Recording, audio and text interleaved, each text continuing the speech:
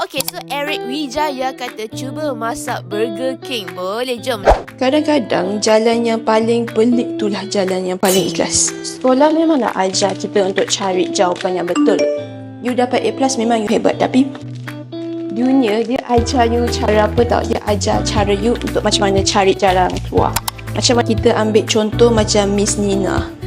Bagi I, dia seorang yang sangat berjaya sebab dia tak bergantung kat degree dia saja, iaitu dia bergantung kat bakat dia lah. Macam mana nak escape daripada this matrix.